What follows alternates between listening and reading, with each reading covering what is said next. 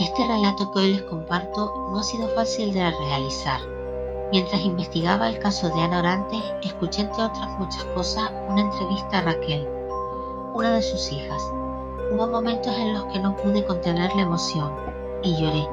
Lloré por el dolor, por la injusticia, pero también por la enorme valentía de Ana.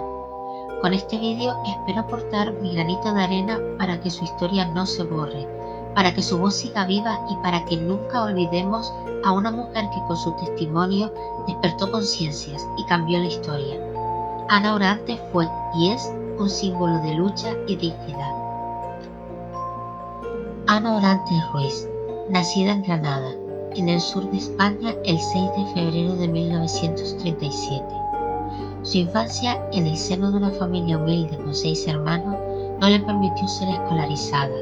Ya desde muy joven tuvo que trabajar para ayudar a sus padres, Manuel albañil y Rosario dependienta y modista con una pequeña churrería. A pesar de las dificultades económicas, Ana recordaba su infancia con sus hermanos como un periodo feliz. Sin embargo, su vida dio un giro inesperado a los 19 años, durante la fiesta del Corpus de Granada. Allí conoció a José Parejo Avivar, un hombre alto que le invitó a bailar. Inicialmente Ana aceptó pensando en dárselos a una expareja, pero José Parejo quedó prendado de ella. Unas semanas después, él le propuso formalizar su relación, a lo que Ana se negó, pues no tenía intención de tener novio por el momento. La respuesta de José fue una amenaza cruel. Si no era su novia, difamaría su nombre por todo el pueblo, tachándola de haber tenido relaciones con él. En un pequeño pueblo y en esa época, el que dirán era un peso enorme, y Ana temió que esto perjudicara el negocio de su madre, agravando aún más la situación económica familiar. Así, Ana no tuvo más remedio que casarse con José Parejo, tras solo 3 meses de noviazgo. La boda se celebró a finales de 1956. De este matrimonio nacieron 11 hijos, aunque lamentablemente 3 de ellos fallecieron siendo bebés, sobreviviendo 8: José, Jesús, Ana, Raquel, Rosario, Rafael, Alberto y Francisco. El infierno para Ana comenzó muy pronto. A los 3 meses de embarazo, mientras visitaba a su madre para recoger unas sábanas. Al mostrársela a su marido, recibió una bofetada tan fuerte que creyó que le había roto la cara. El padre de José, al presenciar la agresión, reprendió a su hijo. Ana paradójicamente se sintió mal por su suegro. Cuando intentó calmar la situación pidiéndole disculpas a su marido, él le escupió en la cara. Este fue solo el preludio de 40 años de terror. Inicialmente el suegro de Ana mostraba cierta preocupación por la brutalidad de su hijo, pero la suegra sentenció que, aunque se vistan o aunque se peguen, esto no es asunto nuestro. Una frase común en la época que perpetuaba la idea de que los problemas matrimoniales debían resolverse en privado. José Parejo era un hombre que bebía en exceso y cualquier excusa, por trivial que fuera, la comida caliente o fría, la mesa mal puesta, una silla fuera de lugar, el clima, era suficiente para desencadenar una paliza a Ana. Tras la violencia llegaban las disculpas hipócritas, los «Anitilla, perdóname, es que soy muy bruto», acompañadas de lágrimas y súplicas de perdón, que Ana aceptaba por miedo, no por amor.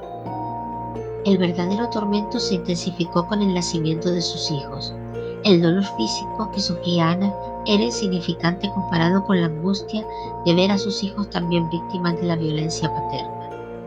José les pegaba sin motivo aparente, los dejaba fuera de casa como castigo, e incluso si los niños hacían algo mal, la que sufría las consecuencias era Ana, generando en ellos una terrible frustración. En 1985 ella quiso separarse de ese hombre, pero el juez se negó a separarlo, porque según palabras textuales del propio juez, nunca había visto a un hombre tan grande llorar como él lo hacía por una mujer. Increíble. El pequeño Francisco llegó a intentar tirarse por la ventana, siendo Ana quien lo impidió. Ella misma intentó suicidarse en varias ocasiones, tirándose a una piscina sin saber nadar o ingiriendo un frasco de pastillas, pero sobrevivió aferrándose a la vida por sus hijos, a quienes no quería dejar solo frente a su padre.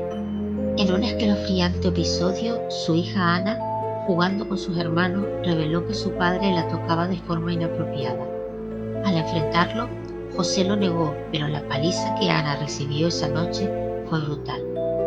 Ella intentaba proteger a sus hijos como podía, incluso acostando a las niñas antes de tiempo para evitar que estuvieran cerca de su padre. Un momento crítico llegó cuando José perdió su trabajo. Ana, para sostener a la familia, montó una tienda de ultramarinos. Paradójicamente, pasar horas fuera de casa le ofrecía un respiro. Sin embargo, la tragedia acechaba. Una vecina le informó que su hija Ana había intentado suicidarse tomando pastillas, incapaz de soportar los abusos de su padre. La niña se cerró en banda, sin querer contar nada. Finalmente, Ana se casó a los 14 años para escapar de su propia casa. Logró sacar a sus hermanas Rosario y Charo del hogar familiar para protegerlas. La estrategia de José era aislar a su familia. Se mudaban constantemente a lugares cada vez más remotos, llegando a vivir en un chalet construido por él mismo en la apartada localidad de Cuyar Vega. Ana anhelaba estudiar, pero su marido se lo prohibía. En la década de los 70, uno de sus hijos enfermó gravemente. Al llevarlo al médico y a la farmacia, Ana regresó a casa para encontrarlas a oscuras y a un José furioso, quien la acusó de haber estado con otro hombre. La paliza que le propinó fue tan brutal que Ana temió por su vida. Durante 40 años, Ana normalizó el terror. Cuando su marido se iba a trabajar, buscaba refugio en casa de su madre, inventando caídas torpes para ocultar los hematomas. Aunque denunció a su marido hasta 17 veces, la respuesta de las autoridades era desalentadora. Son cosas del matrimonio, arréglense entre ustedes. Finalmente, en 1996, Ana se armó de valor y pidió el divorcio. Sin embargo, el juez dictaminó una separación peculiar. Ana viviría en la planta de arriba del chalet y José en la de abajo, obligándolos a seguir conviviendo. A pesar de esto, José rehizo su vida con otra mujer, lo que ofrecía a Ana momentos de tranquilidad cuando él no estaba en casa. Pero al ver su coche, el miedo la invadía y se encerraba bajo llave. Ana hubiera querido irse, pero su exmarido la amenazó con quemarla viva si se marchaba con otro. Incluso un hijo intentó comprarle un chalet para que se fuera, pero él se negó, queriendo mantener el control. En las pocas ocasiones en que José se ausentaba, Ana disfrutaba un tiempo con sus hijos. Veían juntos un programa de Canal Sur llamado De tarde en tarde, presentado por Irma Soriano, a quien Ana admiraba. El jueves 4 de diciembre de 1997, sintiendo que su divorcio no había traído la paz esperada, Ana decidió llamar al programa para contar su historia. Acompañada de su hija Raquel, durante 35 minutos, Ana relató las atrocidades que había sufrido. El silencio en el plató solo se rompía por los lamentos de Irma Soriano, impactada por el testimonio. Ana habló del maltrato a sus hijas, de las palizas, de la humillación e incluso de cómo ella había sido quien aportaba dinero al hogar cuando José estaba desempleado, algo que a él le enloquecía. 5:00 de la tarde y veo que están todas las puertas cerradas, todas las ventanas hechas, las persianas, todo oscuro. Digo, me mata hoy el último día de mi vida. Teníamos animales. Por detrás de la casa había otra puerta, que era donde se entraba la cuadra de los animales. La chucha de la puerta estaba abierta. Subo con mi niño a las escaleras a mi casa. Me los veo todos sentados así, como los indios, todos así. Y es en medio. Y me dice, ¿de dónde vienes? Y yo, pues mira que se ha puesto el niño malo, que mira qué calenturón tiene. He ido al médico, le conté. Coge al niño. Tú un puñado, me lo echa sobre el sillón, me lo tira. Me coge los medicamentos que de lo tenía en la mano, me los tira, los pisotea. Se enredó conmigo. Me dio una paliza. Me dio una paliza para matarme. Para matarme, que yo no había ido al médico. Yo había ido a acostarme con todos los tíos del Albacete. Con todos los tíos del Albacete había ido a acostarme. Yo al médico con mi hijo no había ido. Te voy a decir una cosa, Irma, y que no serían las personas. No sé hablar, no sé expresarme. ¿Cómo que no? No te estamos escuchando. Porque mira una cosa, yo hasta 40 años, yo no me podía acercar a una ventana. Yo si me acerco a una ventana a echar la persiana y por casualidad ha pasado un hombre. Y se ha quedado mirándome, porque he sido chiquitilla, pero no he sido fea. Ahora cuando estoy fea, enferma, y no valgo un duro, como él dice, no valgo un duro. No digas eso. Pero he sido bonita. Se han quedado mirándome y me han dicho, ¿de qué te mira ese tío? ¿De que te conoce? ¿Estás acostada con...? Muchos de su entorno criticaron a Ana por lavar los trapos sucios en público, pero su relato caló hondo. La novia de José lo dejó. Sin embargo, la valentía de Ana tuvo un precio horrible. 13 días después de su aparición en televisión, el 17 de diciembre de 1997, Ana Orantes fue asesinada por su exmarido. Él la esperó escondido en la entrada del chalet.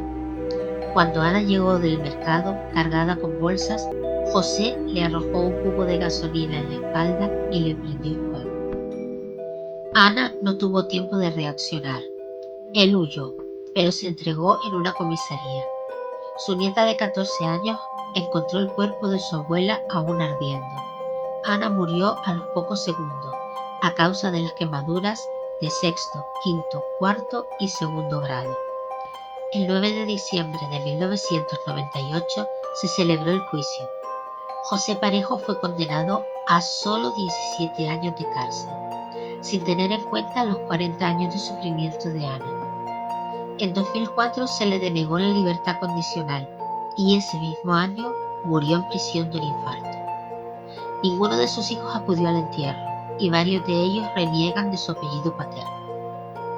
El caso de Ana Orantes marcó un punto de inflexión en España, a pesar de las declaraciones de políticos que intentaron minimizarlo.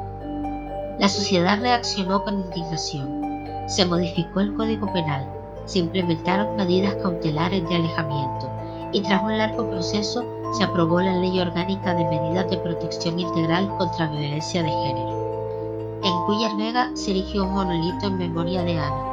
Cada 25 de noviembre se realiza un acto frente a esta estatua. Calles en Cúllar Vega y Zubia llevan su nombre. Se han escrito libros sobre su historia como La voz ignorada, Ana Orantes y El fin de la impunidad, de Nuria Varela, y las memorias de su madre, escritas por su hija Raquel en 2017. El legado de Ana Orantes vive en la lucha constante contra la violencia machista. Su valentía al romper el silencio y su trágico final cambiaron para siempre la forma en que España aborda este terrible tema. Su historia es un recordatorio doloroso de lo mucho que se ha avanzado, pero también de todo lo que aún queda por hacer.